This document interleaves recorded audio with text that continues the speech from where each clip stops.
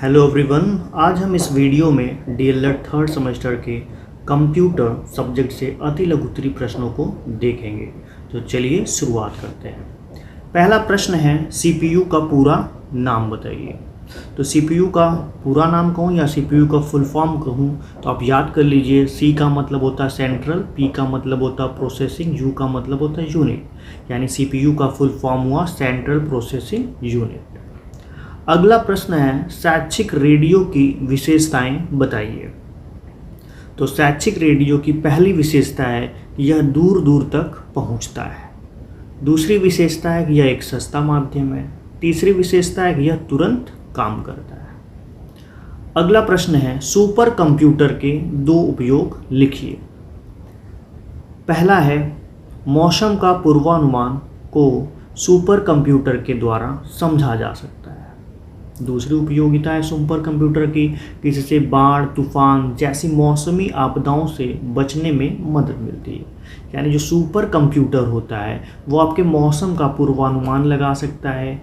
बाढ़ हो गया, तूफान हो गया, कोई भी मौसमी आपदा है उसके बारे में आपको पहले से जानकारी दे देगा, जिससे आप बच सकते हैं। अगला क्वेश्चन है, प्रिंटर कितने प्रकार के होते हैं, दो के नाम बताइए। तो देखिए, जो प्रिंटर होता है वो दो प्रकार का होता है। एक होता है इम्पैक्ट प्रिंटर, दूसरा होता है डॉट मैट्रिक्स प्रिंटर। अगला प्रश्न है, रोम का पूरा नाम बताइए, यानी रोम का फुल फॉर्म बताइए। तो रोम का फुल फॉर्म होता है रीड ओनली मेमोरी। अगला प्रश्न है, साइबर सुरक्षा को परिभाषित कीजिए। मतलब साइबर सुरक्षा से आप क्या समझते हैं? साइबर सुरक्षा नेटवर्क, सिस्टम और एप्लीकेशन को साइबर खतरों से बचाने का तरीका है। यह सूचना की गोपनीयता, अखंडता और उपलब्धता सुनिश्चित करता है। यानी साइबर सुरक्षा क्या होता है? तो साइबर सुरक्षा बचाने का एक तरीका है। किससे बचाने का तरीका है? जो आपके मोबाइल में एप्लीकेशंस है, जो सिस्टम्स है, जो नेटवर्क है, वो कहीं आपका कोई हैक तो नहीं कर रहा है ना? ये आपकी जो भी गोपनीयता है उसको बचाए रखता है। अगला प्रश्न है, संचार की कोई दो विशेषताएं बताइए। तो संचार की दो विशेषताएं निम्नलिखित हैं। पहला है अस्पष्टता का सिद्धांत होता है इसमें, दूसरा होता है ध्यानाकर्षण का सिद्धांत। अगला प्रश्न है, शैक्षिक दूरदर्शन को संक्षेप में क्या कहा जाता है? तो शैक्षिक दूरदर्शन को संक्षेप में ईटीवी कहा जाता है। कौन सा टीवी? ईटीवी। अगला प्रश्न है, पैकेजेस का क्या अर्थ है? जब कोई व्यक्ति, संस्थान या कंपनी अपनी सूचनाओं आदि को व्यवस्थित रूप से जिस माध्यम से सुरक्षित एवं व्यवस्थित करती है वह पैकेजेस कहलाते हैं। मतलब कि कोई भी व्यक्ति है या कोई संस्थान या कोई कंपनी है, अगर वो अपने इन्फॉर्मेशंस को, मतलब अपनी सूचना को, अगर वो एक व्यवस्थित ढंग से, है ना, क्या करता है, सुरक्षित करने का प्रयास करता है, मतलब व्यवस्थित करने का प्रयास करता है, तो वही कहलाता है पैकेजेस। अगला प्रश्न है, पैकेजेस का प्रकार बताइए। पहला है वर्ड प्रोसेसर, दूसरा है प्रेजेंटेशन पैकेज, तीसरा है वर्कशीट पैकेज, चौथा है डाटाबेस आदि। अगला प्रश्न है, एमएस आउटलुक क्या है? यह माइक्रोसॉफ्ट की तरफ से पेश किया गया एक इंफॉर्मेशंस मैनेजर है। यानी आपको बस दिमाग में इतना रखना है कि एमएस आउटलुक क्या है। तो यह एक प्रकार का इंफॉर्मेशंस मैनेजर है। क्या है? मैनेजर। स्टार्टिंग का आप देखेंगे वर्ड ही है एम मतलब समझिए मैनेजर। ठीक है। अगला प्रश्न है, एमएस एक्सेल की एक वर्कशीट में कितने कॉलम व रो होते हैं? तो एक वर्कशीट में 16,384 कॉलम व 1,48,576 रो होते हैं। ठीक है। इकाई, दहाई, सैकड़ा, हजार, दर्जा, लाख, 10 लाख, सॉरी ये 10 लाख लिखा है। ठीक है। 10,48,576 रो होते हैं। अगला प्रश्न है, विकिपीडिया से आपका क्या आशय है? विकिपीडिया एक मुक्त ज्ञान कोश है जो दुनिया भर के योगदानकर्ताओं द्वारा संपादित किया जा रहा है। यह बहुभाषी, वेब आधारित मुक्त सामग्री ज्ञान कोश परियोजना है ना। कभी कभी आप अपने मोबाइल से सर्च करते होंगे तो जो आपको आंसर आता होगा वो विकिपीडिया की तरफ से उपलब्ध कराया जाता है। यानी विकिपीडिया जो होता है वो एक ज्ञान कोश है। क्या है? ज्ञान कोश। उसमें होता क्या है कि दुनिया भर के जितने भी लोग अपना आंसर मतलब संपादित करते हैं वो उसमें ऐड होता है। ठीक है। अगला प्रश्न है, मुक्त शैक्षिक डिजिटल संस्थानों का नामोल्लेख करें। तो इसका आंसर है पहला ई बुक्स है, दूसरा है वेब पोर्टल्स। अगला प्रश्न है, रोजगार संबंधी वेब पोर्टल कौन कौन से, मतलब वो वेब पोर्टल आप बताइए जो रोजगार से संबंधित है, जहां से आपको रोजगार ढूंढ सकते हैं आप, है ना। तो पहला वेब पोर्टल आप कह सकते हैं freshersworld.com। कौन सा .com? freshersworld.com। दूसरा है naukri.com। इसका तो नाम आपने पक्का सुना होगा, naukri.com। ठीक है। तीसरा है monster.com। इस तरह से आपको पता चल गया कि जो भी बेरोजगार लोग हैं उनको आप बता सकते हैं भैया 3 टाइप के वेब पोर्टल हैं जहाँ पे आप जॉब से रिलेटेड चीज़ें ढूंढ सकते हो, आपको जॉब कहाँ मिल सकती है। सबसे पहला आसान आपको याद कर लेना चाहिए naukri.com। बच्चा फ्रेशर्स होता है जो कभी जॉब नहीं किया होता तो freshersworld.com। अगला है monster.com। अगला प्रश्न है, कुछ ऑफिस कार्य संबंधी सॉफ्टवेयरों के नाम बताइए। मतलब आपको सॉफ्टवेयर का नाम बताना है जो ऑफिस के लोग यूज़ करते हैं या कोई भी अपने कंप्यूटर में यूज़ करता है, ऐसे ना। तो पहला MS वर्ड है, दूसरा MS एक्सेल है, तीसरा MS पावर पॉइंट। अगला प्रश्न है, कार्यालय में MS वर्ड का एक कार्य बताइए। जो कार्यालय के लोग होते हैं, जो ऑफिस के जो लोग होते हैं वो MS वर्ड यूज़ करते हैं, उसका काम क्या होता है? तो उसका काम यही होता है कार्यालयीय पत्र तैयार करना। क्या तैयार करना? पत्र तैयार करना। कैसा? कार्यालय, यानी कार्यालयीय पत्र तैयार करना। अगला प्रश्न है, सूचना एवं संचार प्रौद्योगिकी के कौन कौन से साधन है ना। मतलब वो कौन कौन से साधन हैं जो सूचना या संचार पहुंचाते हैं। तो आंसर है पहला इंटरनेट। इंटरनेट के माध्यम से भी आप तक सूचना पहुंचती है। दूसरा है वीडियो डिस्क, तीसरा है कंप्यूटर, चौथा है दूरदर्शन, पांचवा है टेलीकॉन्फ्रेंसिंग, छठवां है रेडियो, सातवां है उपग्रह। इन सब का बहुत रोल है आप तक सूचना पहुंचाने का। मतलब ये वो साधन है जिसके जरिए आप तक सूचना पहुंचती है। ये वो टेक्नोलॉजी है, ये प्रौद्योगिकी है जो आप तक सूचना पहुंचाती है। अगला प्रश्न है, DTP का पूरा नाम क्या है? यानी DTP का फुल फॉर्म क्या होता है? तो D का मतलब होता है डेस्क, T का मतलब होता है टॉप, P का मतलब होता है पब्लिशिंग, यानी डेस्कटॉप पब्लिशिंग।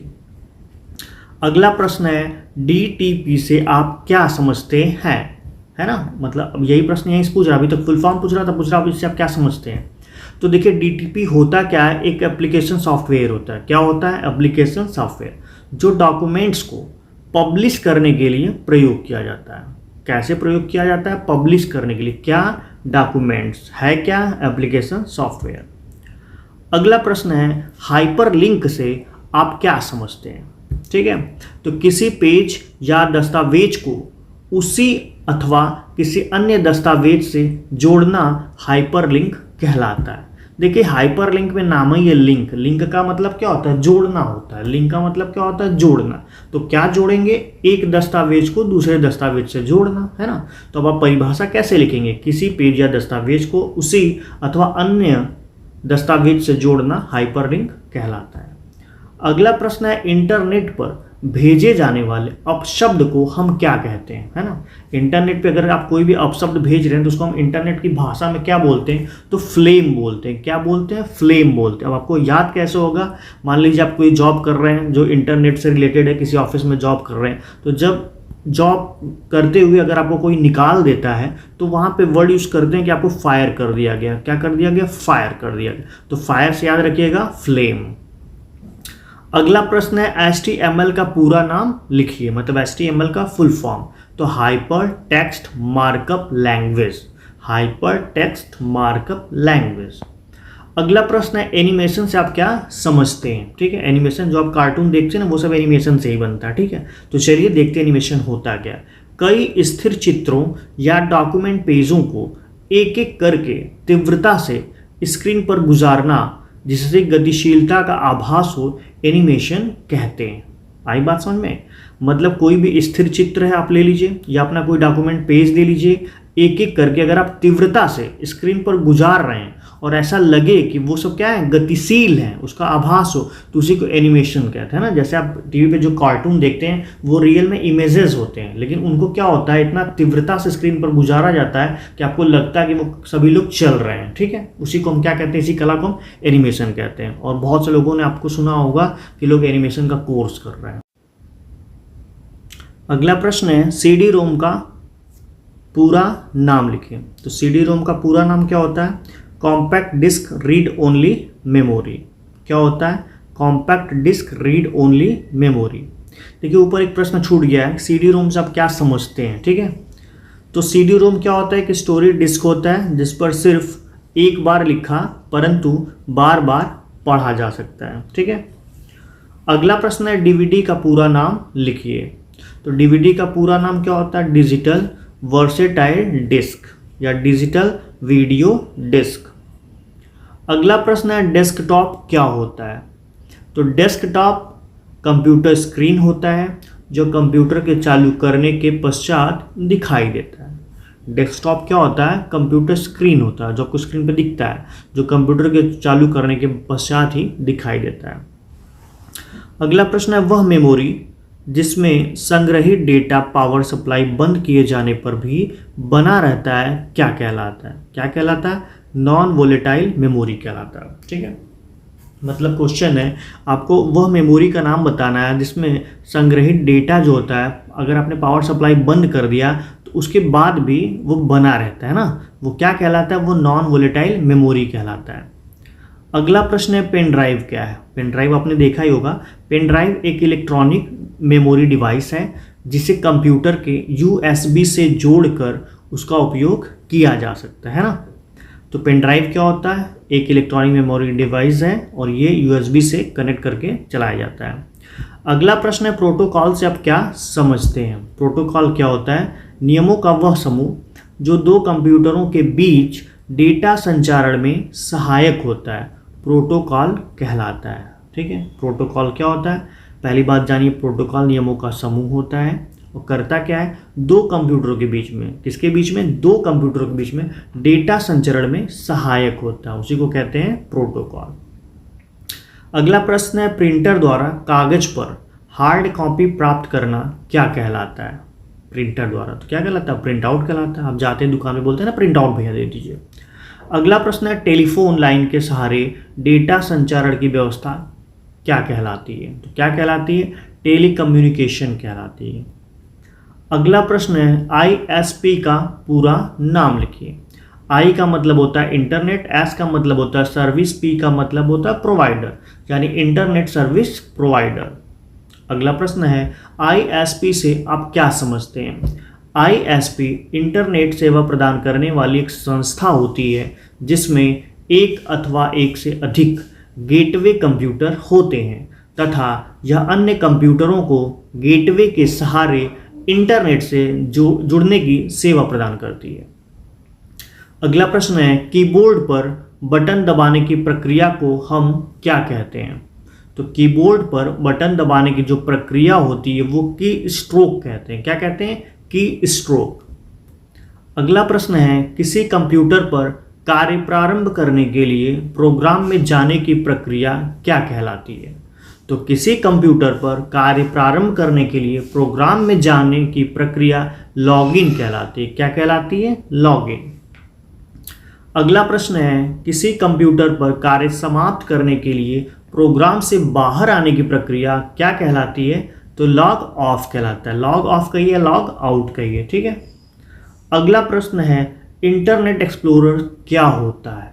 तो इंटरनेट एक्सप्लोरर एक सॉफ्टवेयर होता है जो इंटरनेट पर वेबसाइट की खोजने की प्रक्रिया को आसान बनाता है ना। आपको, आप जाते हैं ना गूगल में सर्च करने के लिए कि आपको कुछ डाटा मिल जाए, तो वैसे ही एक इंटरनेट एक्सप्लोरर होता है जहाँ पे आप क्लिक करेंगे तो आपको एक खुल के पेज आएगा जहाँ पे आप कुछ भी सर्च करके ढूंढ सकते हैं। अगला प्रश्न है, भारत की सबसे बड़ी सॉफ्टवेयर कंपनी का नाम क्या है ना। तो टाटा कंसल्टेंसी सर्विसेज। क्या नाम है, टाटा कंसल्टेंसी सर्विसेज। किसका नाम है, भारत की सबसे बड़ी सॉफ्टवेयर कंपनी का नाम है। अगला प्रश्न है, आधुनिक कंप्यूटर विज्ञान का जनक किसे कहते हैं। तो किसे कहते हैं, एलन ट्यूरिंग को कहते हैं, ठीक है। देखिए चार्ल्स बेबेज का तो नाम सबने सुना। वो सीधा सीधा जब क्वेश्चन पूछता है कंप्यूटर के जनक कौन थे, मतलब पहले हुआ करते थे, आधुनिक बोल रहा है ना, आज की डेट की वो बात कर रहा है ऐसे, तो उनका नाम क्या, एलन ट्यूरिंग। कैसे याद रहेगा, आपने सुना होगा एक कोचिंग है जिसका नाम एलन है ना, जो कंप्यूटर के कह सकते हैं IIT की बच्चों की तैयारी कराते, तब वहाँ से दिमाग में सेट करते हो एलन ट्यूरिंग। ठीक है, अगला प्रश्न है माया क्या है। माया एक 3 डायमेंशनल प्रकार का सॉफ्टवेयर है। माया क्या है, 3 डायमेंशनल प्रकार का सॉफ्टवेयर है जिसका प्रयोग चलचित्रों एवं वीडियो गेम में विशेष प्रभाव डालने के लिए किया जाता है। अगला प्रश्न है सर्वप्रथम वेबसाइट के निर्माण का श्रेय किसको दिया गया है, तो उनका नाम था टिम बर्नर्स-ली। क्या नाम था, टिम बर्नर्स-ली। इन्होंने ही सबसे पहले वेबसाइट बनाने का काम स्टार्ट किया था। अगला प्रश्न है यूपीएस का पूरा नाम बताइए। यू का मतलब होता है अनइंटरप्टेड, पी का मतलब होता है पावर, एस का मतलब होता है सप्लाई, है ना, अनइंटरप्टेड पावर सप्लाई। अब यहाँ देखिए पावर सप्लाई की स्पेलिंग तो सबको याद होगी, लेकिन इसकी स्पेलिंग याद नहीं होगी, अब याद जरूर करिएगा। अन यानी UN, इंटरप्टेड INTERRUPTED, ध्यान दीजिएगा। अगला प्रश्न है वायरस क्या होता है। वायरस एक छोटा अवैध प्रोग्राम होता है जिसे एक्टिव करने पर वह कंप्यूटर सॉफ्टवेयर तथा सूचनाओं पर बुरा प्रभाव डालता है। अगला प्रश्न है वेब पेज से आप क्या समझते हैं। वर्ल्ड वाइड वेब पर उपस्थित प्रत्येक पृष्ठ वेब पेज कहलाता है। वेब पेज क्या होता है, ये प्रत्येक पृष्ठ जो होता है वेब पेज कहलाता है, लेकिन किसका प्रत्येक पृष्ठ, वर्ल्ड वाइड वेब पर पेज पर उपस्थित। अगला प्रश्न है किसी व्यक्ति या संस्था से संबंधित इंटरनेट पर उपलब्ध विवरण क्या कहलाता है, वेबसाइट कहलाता है। क्या कहलाता है, वेबसाइट। किसी 2 वेब ब्राउज़र का नाम लिखिए, तो एक नाम आपने बार बार सुना होगा मोजिला फायरबॉक्स, है ना, 2 वेब ब्राउज़र के नाम पूछा, एक नाम याद कर लीजिए वेब मोजिला फायरबॉक्स, दूसरा नेटस्केप नेविगेटर, है ना, एक आपने सुना ही था इंटरनेट एक्सप्लोरर, वो भी आप लिख सकते हैं। अगला प्रश्न मोडेम से आप क्या समझते हैं। मोडेम एक इलेक्ट्रॉनिक उपकरण होता है जो डिजिटल संकेतों को एनालॉग में तथा प्राप्त एनालॉग संकेतों को डिजिटल संकेतों में बदलने का कार्य करता है। मोडेम क्या होता है, एक इलेक्ट्रॉनिक उपकरण होता है। ये करता क्या है, ये आपके डिजिटल संकेत को एनालॉग में कन्वर्ट करता है, और अगर ऑलरेडी एनालॉग है तो उसको डिजिटल संकेत में बदलने का काम करता है। अगला प्रश्न है रंगीन मॉनिटर में प्रयुक्त 3 मूलभूत रंग कौन कौन से होते हैं, तो आप याद रखिए लाल, हरा, नीला, है ना। आप ट्रिक याद सकते हैं, ट्रिक है इसका लहनी, है ना, लहनी है, ल मतलब लाल, ह का मतलब हरा, नी का मतलब नीला। अगला प्रश्न है OMR क्या है। OMR एक इनपुट डिवाइस है जो विशेष प्रकार के चिन्हों या संकेतों को पढ़कर उसे कंप्यूटर के उपयोग के योग्य बनाता है। OMR का पूरा नाम यानी full form optical mark reader. अगला है OCR का पूरा नाम, O का मतलब ऑप्टिकल, C का मतलब करैक्टर, R का मतलब रीडर। अगला प्रश्न है एक्स्ट्रानेट से आप क्या समझते हैं। एक्स्ट्रानेट एक व्यक्तिगत नेटवर्क है जो व्यवसाय के लिए इंटरनेट तकनीकी और सार्वजनिक संचार व्यवस्था का प्रयोग करता है। अगला प्रश्न है GPRS का पूरा नाम लिखिए। G का मतलब जनरल, P का मतलब पॉकेट, R का मतलब रेडियो, S का मतलब सर्विस, यानी general pocket radio service. GPRS से आप क्या समझते हैं। GPRS वायरलेस द्वारा मोबाइल फ़ोन से इंटरनेट सुविधा का प्रयोग करने की तकनीकी है। ठीक है, GPRS क्या है, वायरलेस द्वारा मतलब बिना तार के, है ना, मोबाइल फ़ोन से इंटरनेट सुविधा का प्रयोग करने की तकनीकी है। अगला प्रश्न है कंप्यूटर सिस्टम के उस मुख्य पटल को हम क्या कहते हैं जिससे सभी उपकरण लगाए जाते हैं, उसको क्या कहते हैं, मदरबोर्ड कहते हैं। अगला प्रश्न है मॉडेम का पूरा नाम बताएं, तो मॉड्यूलेटर, डीमॉड्यूलेटर। अगला प्रश्न है पासवर्ड से आप क्या समझते हैं। वह गोपनीय कोड जो कुछ प्रोग्रामों में प्रविष्ट प्रतिबंधित करता है पासवर्ड कहलाता है। अगला प्रश्न है वेबसाइट के प्रथम पृष्ठ को क्या कहते हैं, तो वेबसाइट के प्रथम पृष्ठ को होम पेज कहते हैं। अगला प्रश्न है बार कोड्स द्वारा होता है। अधिकांश उत्पादों पर मुद्रित रेखाओं के तरीकों को बारकोड्स कहा जाता है। अगला प्रश्न है URL का पूरा नाम बताइए। U का मतलब होता है यूनिफॉर्म, R का मतलब होता है रिसर्च, L का मतलब होता है लोकेटर, यानी यूनिफॉर्म रिसर्च लोकेटर। अगला प्रश्न है ओवरहेड प्रोजेक्टर का कोई एक लाभ बताइए। ओवरहेड प्रोजेक्टर के द्वारा कक्षा में व्याप्त अनुशासन की समस्या का समाधान करने में सहायता प्राप्त होती है। अगला प्रश्न है OCR से आप क्या समझते हैं। OCR एक इनपुट डिवाइस है जो प्रकाशीय व्यवस्था द्वारा अक्षरों एवं चिन्हों को पहचान कर डाटा इनपुट करता है। अगला प्रश्न है प्रौद्योगिकी एक महत्वपूर्ण कार्य कौशल क्यों है। आज अधिकांश कार्यस्थलों में प्रौद्योगिकी ही महत्वपूर्ण भूमिका निभा रही है, इसलिए प्रौद्योगिकी एक महत्वपूर्ण कार्य कौशल है। अगला प्रश्न है डायल अप इंटरनेट एक्सेस का कोई एक लाभ बताइए। यह ब्रॉडबैंड टेक्नोलॉजी का उपयोग करता है। अगला प्रश्न है IP एड्रेस क्या होता है। यह एक विशिष्ट संख्या है जो इंटरनेट का प्रयोग करने वाले कंप्यूटर का पता होती है। क्या होती है? पता होती है, IP एड्रेस कहलाती है। अगला प्रश्न है चैट क्या है। एक ऑनलाइन एरिया जिसमें यूजर किसी विशेष विषय पर लिखित रूप से वार्तालाप या चर्चा करते हैं, चैट कहलाता है। ईमेल का पूरा नाम क्या है। इलेक्ट्रॉनिक मेल किसे कहते हैं। ईमेल इलेक्ट्रॉनिक मेल इंटरनेट से जुड़े कंप्यूटर की सहायता से किसी अन्य इंटरनेट यूज़र को संदेश भेजना इलेक्ट्रॉनिक मेल कहलाता है। अगला प्रश्न है नौकरी से संबंधित जानकारी प्राप्त करने के लिए हमें पोर्टल पर जाना पड़ेगा। हमें जॉब पोर्टल पर जाना पड़ेगा, जैसे naukri.com। अगला प्रश्न है वह तकनीकी जिसमें दो दूरस्थ पर बैठे व्यक्ति आपस में दृश्य तथा संचार स्थापित करते हैं, क्या कहलाता है। क्या कहलाता है? वीडियो कॉन्फ्रेंसिंग कहलाता है। अगला प्रश्न है यूट्यूब क्या है। यूट्यूब एक वीडियो शेयरिंग वेबसाइट है। अगला प्रश्न है टेली कॉन्फ्रेंसिंग क्या है। वह तकनीक जिसमें दूरस्थ स्थान पर बैठे दो अथवा दो से अधिक व्यक्तियों के मध्य श्रव्य संचार स्थापित होता है, टेली कॉन्फ्रेंसिंग कहलाता है।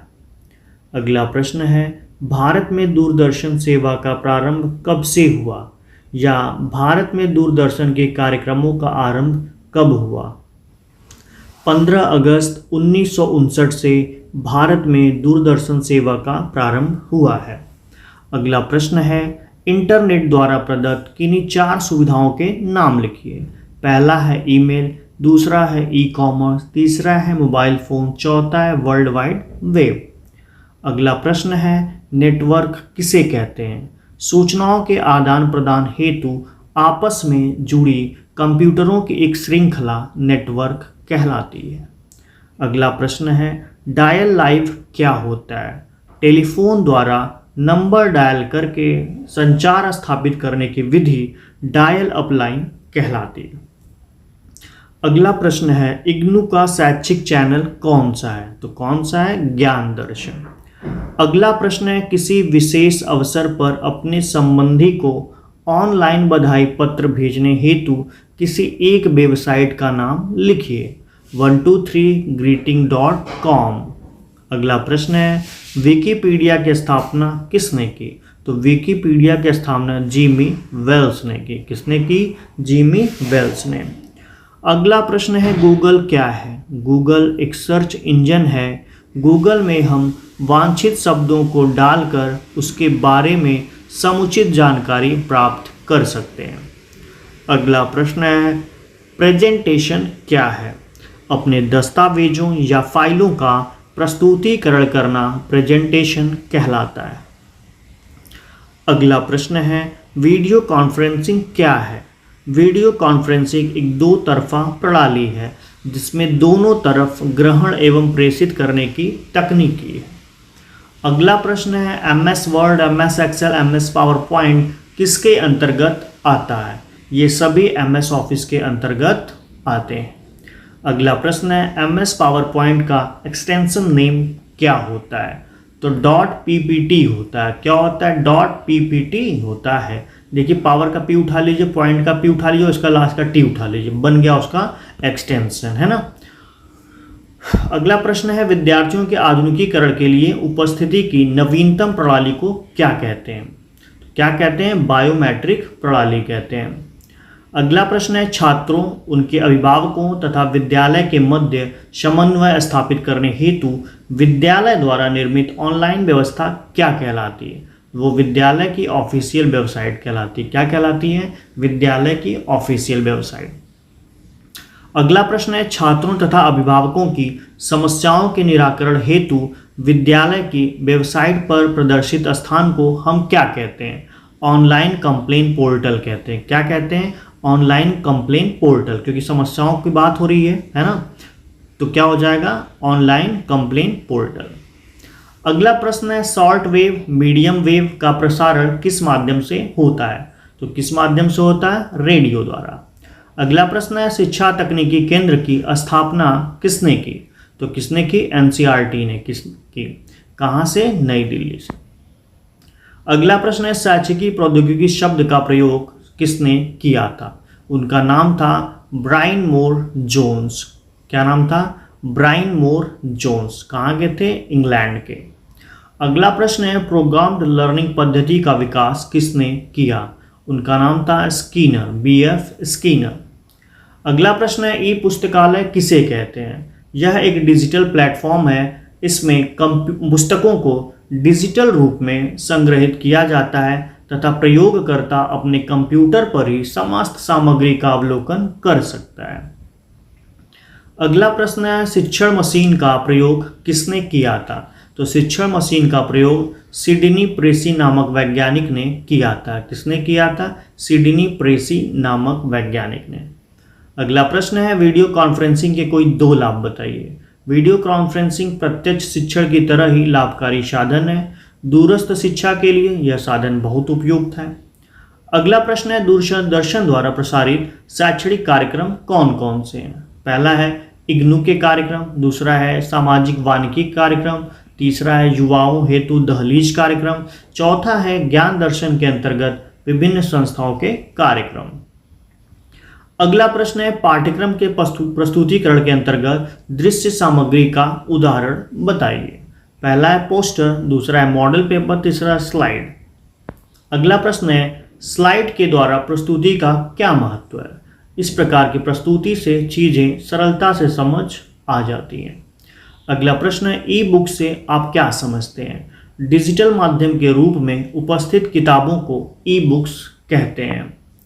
अगला प्रश्न है पाठ्य वस्तु के प्रस्तुतिकरण के अंतर्गत श्रव्य सामग्री का उदाहरण बताइए। पहला है रेडियो, दूसरा है टेप रिकॉर्डर। अगला प्रश्न है पाठ्य वस्तु के प्रस्तुतिकरण हेतु श्रव्य दृश्य सामग्री कौन कौन है? तो इसका आंसर है टेलीविजन एवं कंप्यूटर। अगला प्रश्न है टेली कॉन्फ्रेंसिंग क्या है?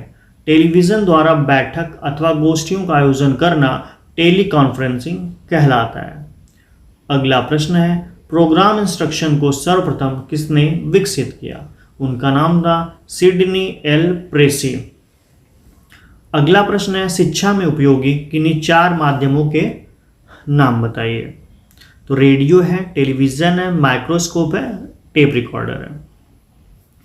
अगला है खेल रचनात्मक क्रियाओं की व्यापक अभिव्यक्ति है।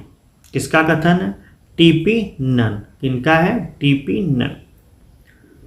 अगला प्रश्न है खेल कुछ मूल प्रकृति जन क्रियाओं को करने की प्रकृति है। यह कथन किसका है?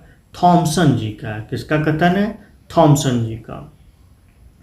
अगला प्रश्न है उन विद्वानों के नाम बताइए जिन्होंने 20वीं सदी में शिक्षा के यंत्रीकरण में योगदान दिया था। उनका नाम था लुम्सडेन, ग्लेसर आदि विद्वानों ने 20वीं सदी में शिक्षा के यंत्रीकरण में योगदान दिया था। अगला प्रश्न है भारत में शैक्षिक प्रौद्योगिकी के विकास के लिए कौन सी संस्था कार्यरत है? तो NCERT उच्च शिक्षण संस्थान Meerut and Baroda.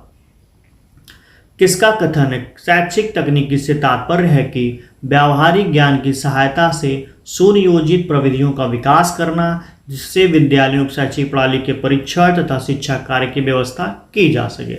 Robert M गेने। अगला प्रश्न है, किसका कथन है? शैक्षिक तकनीकी को उन पद्धतियों एवं प्रविधियों का विज्ञान माना जा सकता है जिसके द्वारा शैक्षिक उद्देश्यों को प्राप्त किया जा सके। क्या नाम है? शिव के मित्रा। अगला प्रश्न है, कॉन्फ्रेंसिंग से क्या आशय है? सामान्य अर्थ में कॉन्फ्रेंस का अर्थ किसी संस्था के सदस्यों द्वारा किसी विषय वस्तु पर सम्मिलित रूप से विचार विमर्श करना है। कॉन्फ्रेंस के द्वारा शिक्षा के ज्ञानात्मक, भावात्मक एवं विचारात्मक उद्देश्यों को प्राप्त किया जाता है। अगला प्रश्न है, संचार प्रौद्योगिकी कितने प्रकार की होती है? तो संचार प्रौद्योगिकी 5 प्रकार की होती है। मौखिक अभिव्यक्ति, मुद्रित प्रणाली, रेडियो प्रसारण, दूरदर्शन, इंटरनेट। संचार प्रौद्योगिकी से क्या तात्पर्य है? सूचनाओं का तीव्र गति से एकत्रीकरण, प्रस्तुतीकरण, व्यवस्थापन, संचरण तथा प्रसारण करने वाली तकनीकी ही संचार प्रौद्योगिकी है।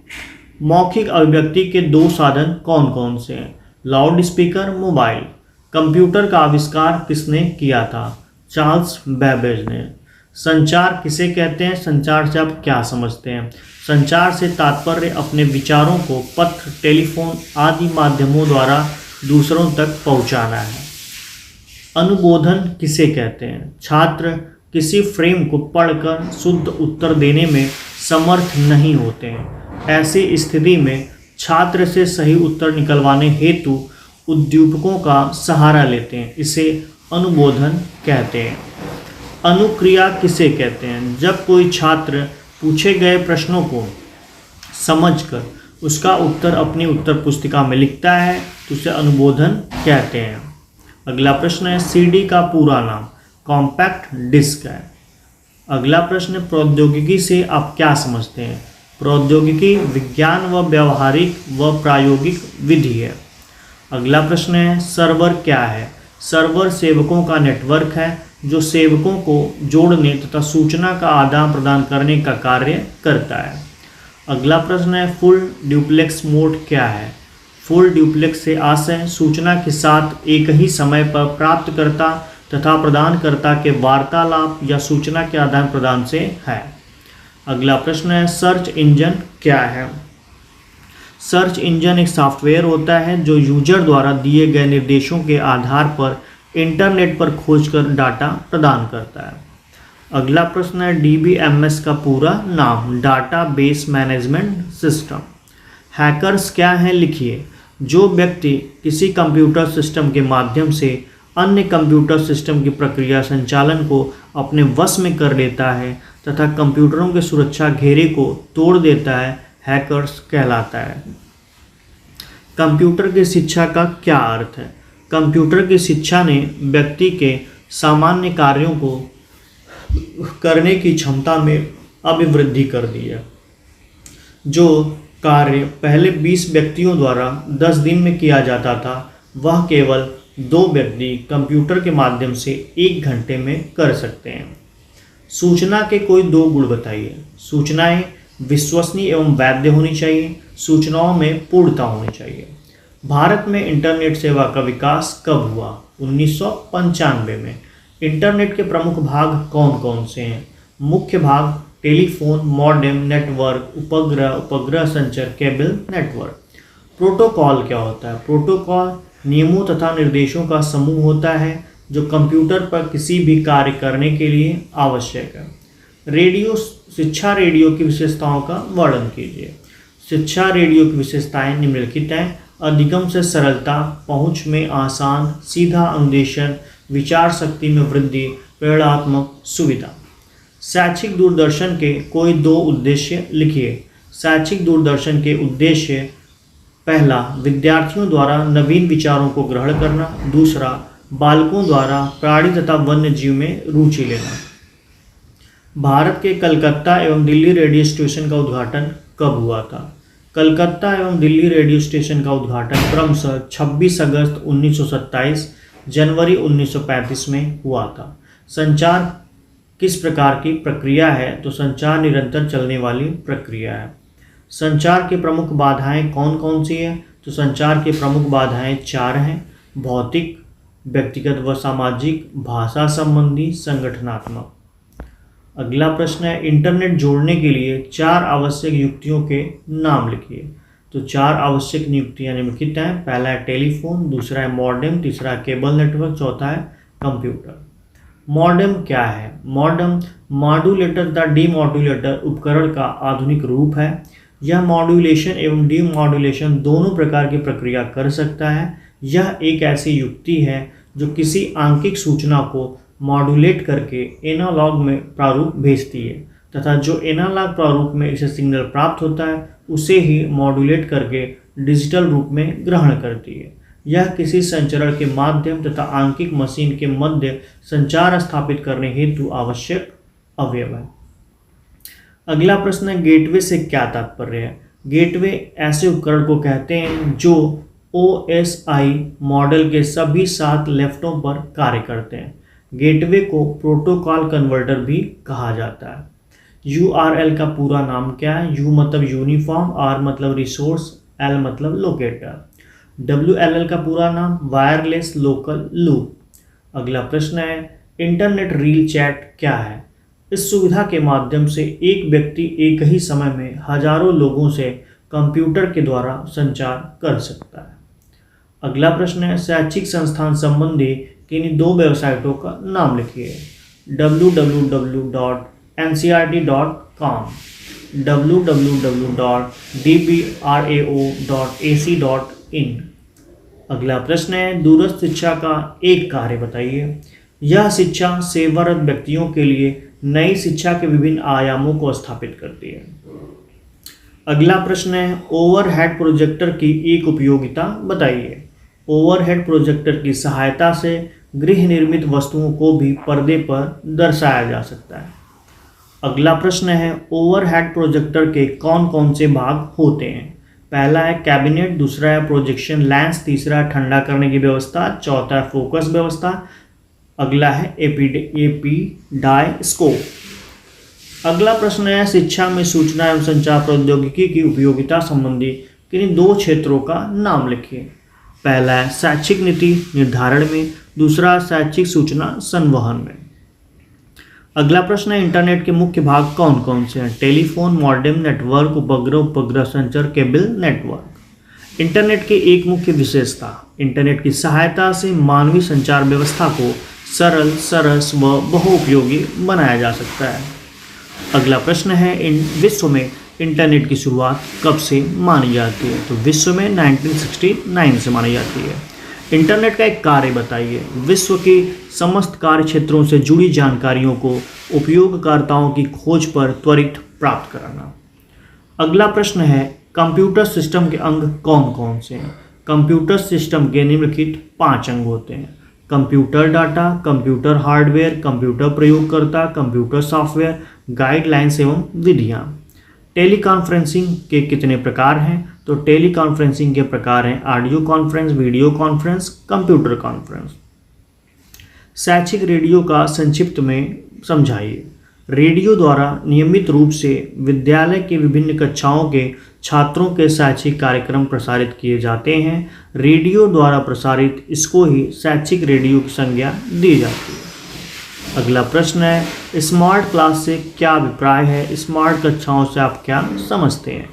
स्मार्ट कक्षाओं से हमारा तात्पर्य उस नवीन शिक्षा प्रक्रिया से है जहां शिक्षा प्रदान कराने के लिए किसी विद्यालय भवन की कोई ज़रूरत ही नहीं होती है।